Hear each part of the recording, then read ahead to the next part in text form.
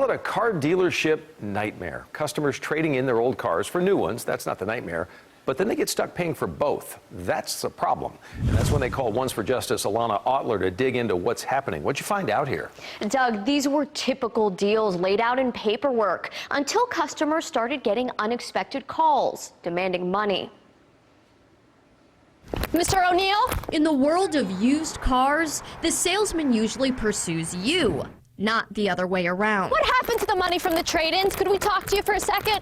But Fortune's ONeal had nothing to say to us or the customers who claim his business owes them money. I want to give my wife something a little bit bigger, more space. Like Andre Foster.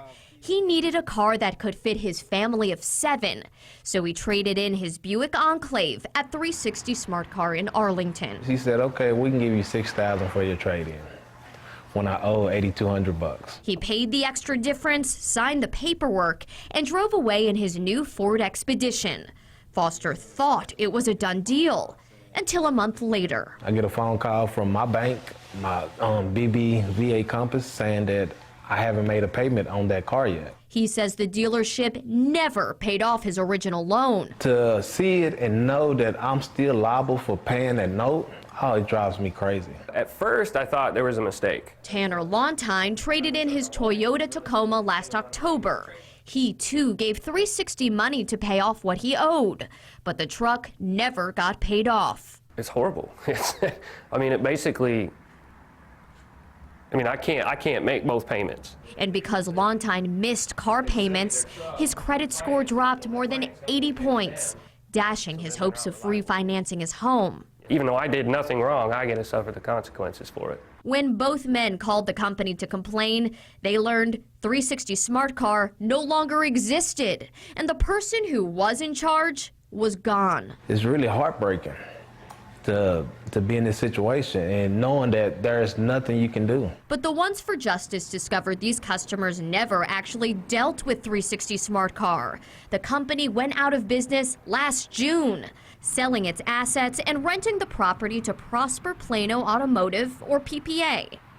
360's attorney says PPA used their name and dealer's license without their knowledge all the way until December, when PPA fell behind on rent and the landlord asked them to leave. The DMV says PPA is not licensed with the state. It's not right that they think that they can take advantage of people and get away with it. So who was in charge? Fortune's ONeal is listed as PPA's managing member. The Secretary of State's office shows the business went inactive January 25th. ONeal is now the GM at Kia Central Plano. When ONeal did not return our calls or messages, we caught up with him one day before work. Mr. ONeal? Mr. ONeal? But ONeal did not want to catch up with us. Mr. ONeal, what happened to these people's money? Mr. ONeal? ONeal hopped in a pickup truck, taking unanswered questions with him. ONeal called us 15 minutes after what you just saw. He described 360 as a failed business and said he was trying to liquidate the assets and pay off the debt.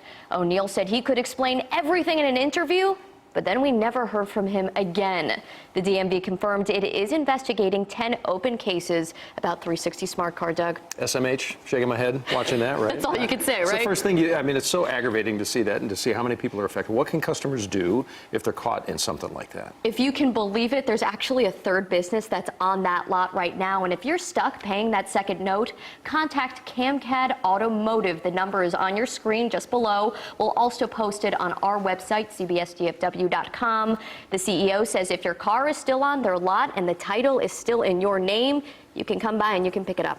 Okay.